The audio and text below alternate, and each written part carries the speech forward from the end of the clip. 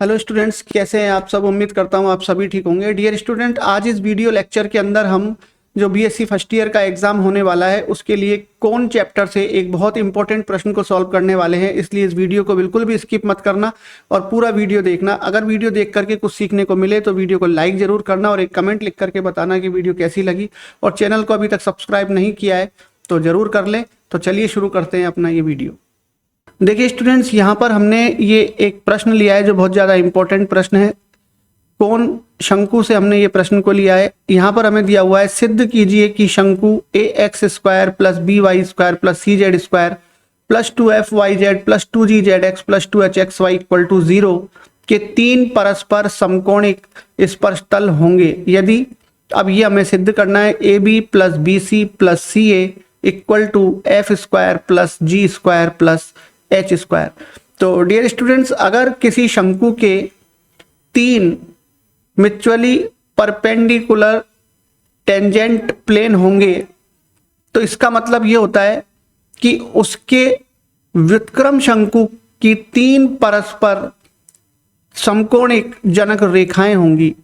तो ये एक फॉर्मूले की तरह भी हम इसको यूज कर सकते हैं कि हमको अगर एक शंकु की इक्वेशन दे रखी है और हमें प्रूफ करना हो कि तीन समकोणिक स्पर्श तल होंगे तो हमें क्या करना पड़ेगा। स्पर्श तल के लिए हमें जो शंकु दे रखा है उसका पहले व्युत्क्रम शंकु निकालेंगे और व्युत्क्रम शंकु की तीन परस्पर जनक रेखाएं होंगी, जनरेटिंग लाइन होंगी। ये वाली कंडीशन प्रूफ करेंगे। तो हमें यहां पर क्या करना है कि जहां पर भी स्पर्श तल के लिए प्रश्न आता है, समकोणिक स्पर्श तल के लिए, तो वहां पर हमें व्युत्क्रम शंकु का समीकरण निकालना है और व्युत्क्रम शंकु की तीन जनक रेखाएं परस्पर तीन लंबवत जनक रेखाएं होने का प्रतिबंध लगाना है। जो क्या होता है, एक्स स्क्वायर का गुणांक प्लस वाई स्क्वायर का गुणांक प्लस जेड स्क्वायर का गुणांक इक्वल टू 0 होता है। यानी एक्स स्क्वायर का गुणांक ए होता है, वाई स्क्वायर का गुणांक बी होता है और जेड स्क्वायर का गुणांक सी होता है। तो A plus B plus C equal to 0 होता है तीन परस्पर लंबवत जनक रेखाएं होने का प्रतिबंध। ठीक है, और हमें प्रूफ करना है समकोणिक स्पर्श तल, परस्पर लंबवत स्पर्श तल के लिए। तो हमें यहां पर पहले व्युत्क्रम शंकु निकालना पड़ेगा और वहां से a प्लस बी प्लस सी बराबर 0 करना पड़ेगा। तो डियर स्टूडेंट्स, यहां पर हमको व्युत्क्रम शंकु इन रेसिप्रोकल कोण निकालने की आवश्यकता नहीं है। हमें यहां पर व्युत्क्रम शंकु नहीं निकालना है, लेकिन व्युत्क्रम शंकु से a plus B plus C equal to 0 करना है। इसका मतलब कि व्युत्क्रम शंकु के अंदर जो एक्स स्क्वायर का गुणांक होता है और जो वाई स्क्वायर और जेड स्क्वायर का गुणांक होता है, केवल उन्हीं की वैल्यू निकालनी है, क्योंकि हमें तो a प्लस बी प्लस सी बराबर 0 करना है। तो हम यहाँ पर क्या करेंगे, देखिए पहले व्युत्क्रम शंकु निकालेंगे इसका हम। तो उसके लिए जो ऊपर कंडीशन दे रखी है शंकु की, जो इक्वेशन दे रखी है, इसका व्युत्क्रम शंकु हम मान लेते हैं। देखिए, माना व्युत्क्रम शंकु का समीकरण।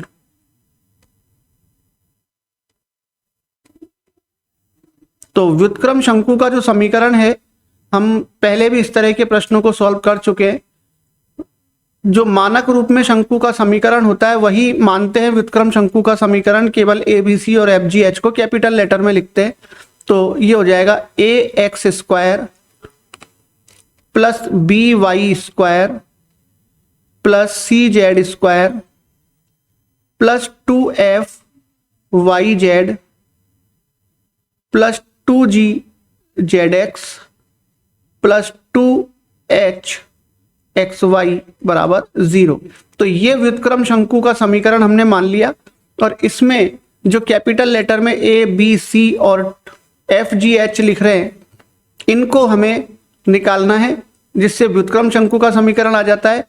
लेकिन इस प्रश्न के अंदर हमको व्युत्क्रम शंकु का समीकरण नहीं निकालना है, केवल व्युत्क्रम शंकु से ए बी और सी की वैल्यू पता करनी है, वो क्या होगी। ठीक है, तो इनके मान निकालने के लिए एक 3 कोटि का सारणिक होता है जिससे हम ए बी सी और एफ जी एच की वैल्यू निकालते हैं। तो देखिए,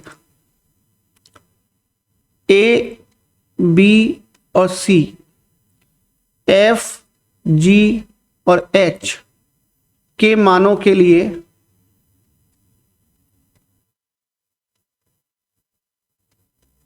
एक सारणिक हम लेंगे यहां पर। तो वो सारणिक होता है इस तरीके से A H G H B F. तो ये 3 कोटि का एक सारणिक है जिससे हम कैपिटल लेटर में जो हमको ए बी सी और एफ जी एच हमने व्युत्क्रम शंकु में माने उनकी वैल्यू निकलती है। तो कैपिटल लेटर में जो ए लिख रहा है उसकी वैल्यू यहाँ पर स्मॉल ए से निकलेगी, बी और सी की वैल्यू बी और सी से निकलेगी। लेकिन उससे पहले हमको यहाँ पर इस सारणिक के अंदर ये जो ए बी सी और एफ जी एच हमने लिखे इनकी वैल्यू पुट करनी पड़ेगी। और ये वैल्यू कहाँ से रखी जाती है? जो हमको प्रश्न में शंकु की इक्वेशन दे रखी है वहां पर हम देखेंगे कि ए बी सी और एफ जी एच की वैल्यू क्या है। तो डियर स्टूडेंट्स यहाँ पर हम देखेंगे कि जो हमको शंकु का समीकरण ऊपर दे रखा है उसमें ए बी सी और एफ जी एच की वैल्यू ए बी सी और एफ जी एच ही है ना। एक्स स्क्वायर का गुणांक ए होता है, वाई स्क्वायर का गुणांक बी होता है, जेड स्क्वायर का गुणांक सी होता है और वाई जेड, जेड एक्स और एक्स वाई के गुणांक 2f, 2g और 2h होते हैं। तो जो प्रश्न हमको दे रखा है उसमें एफ जी एच और ए बी सी की वैल्यू एफ जी एच और ए बी सी ही है। तो यहां से अब हम केवल ए बी और सी की वैल्यू यहां पर निकालेंगे। तो देखिए कैपिटल ए की वैल्यू निकलेगी स्मॉल ए वाली टर्म से, इससे। तो इसके सामने की ये पंक्ति और इस स्तंभ को अगर हम छोड़ देंगे तो हमारे पास ये 4 पद बचेंगे बी एफ एफ और सी। और इनका जो गुणा होता है फर्स्ट नंबर पर इसका गुणा इधर नीचे करते हैं, फिर माइनस का साइन लगाते हैं और सेकंड नंबर पर इस नीचे वाली टर्म का गुणा ऊपर कर देते हैं। तो b का गुणा c से हो जाएगा तो ये हो गया bc, फिर माइनस लगा दिया और f का गुणा f से किया तो f स्क्वायर हो गया। तो ये b की वैल्यू आ गई। इसी तरीके से कैपिटल B की वैल्यू निकालनी है तो ये बीच में जो b लिख रहा है इससे निकलेगी। तो इसके सामने की ये स्तंभ को और पंक्ति को अगर हम छोड़ते हैं तो हमारे पास कोने के 4 अवयव बचेंगे जिनको हम आपस में गुणा करेंगे तो ये हो जाएगा AC minus G square, AC minus G square. तो और इसी तरीके से जब हम C की वैल्यू निकालेंगे तो C यहाँ पर कॉर्नर पर है और इसके सामने की पंक्ति और स्तंभ को जब हम छोड़ेंगे तो हमारे पास ये 4 अवयव बचेंगे ए एच एच बी और इनका क्रॉस मल्टीप्लाई करेंगे तो A B minus H square ये हो जाएगा, A B minus H square. अब यहां पर हम वो प्रॉपर्टी यूज करेंगे कि यदि किसी शंकु के 3 परस्पर समकोणिक स्पर्शतल होते हैं तो व्युत्क्रम शंकु की 3 परस्पर जनक रेखाएं होती है लंबवत और जिसका फॉर्मूला होता है a प्लस बी प्लस सी बराबर 0। ठीक है, तो देखिए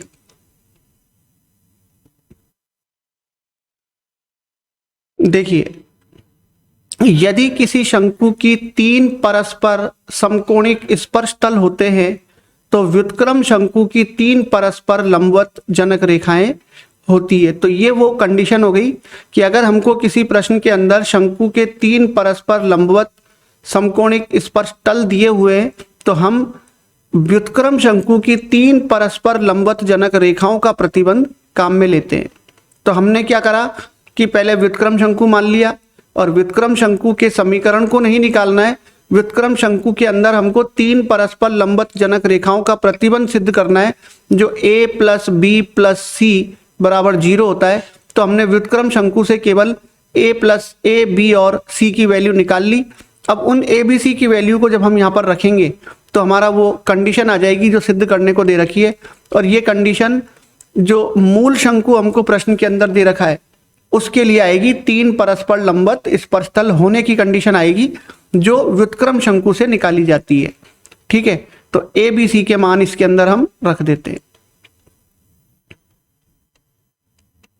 ए बी सी के मान रखने पर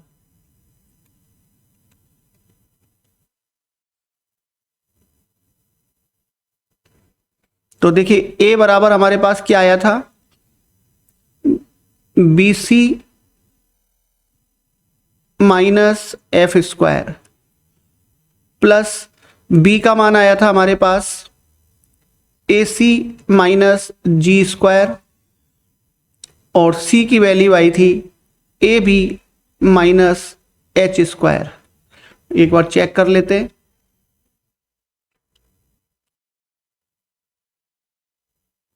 देखिए ए बी बराबर B C minus F square, B बराबर A C minus G square और सी बराबर A B minus H square.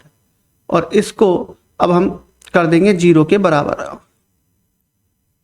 तो ये इसके बराबर में हमने लिख दिया 0। अब यहां से हम क्या करेंगे कि जो माइनस की टर्म है एफ स्क्वायर जी स्क्वायर और एच स्क्वायर को, इनका पक्षांतरण कर देंगे और B C plus A C plus A B इनको यहीं रहने देंगे। तो ये हो गया B C plus A C plus C A B बराबर F square plus G square और प्लस एच स्क्वायर। अगर इसको हम चक्रीय क्रम में जमाएं तो इसको हम लिख सकते हैं A B plus B C plus C A बराबर F square plus G square plus H square. तो ये वो प्रतिबंध आ गया जो हमको प्रश्न के अंदर सिद्ध करना था डियर स्टूडेंट्स।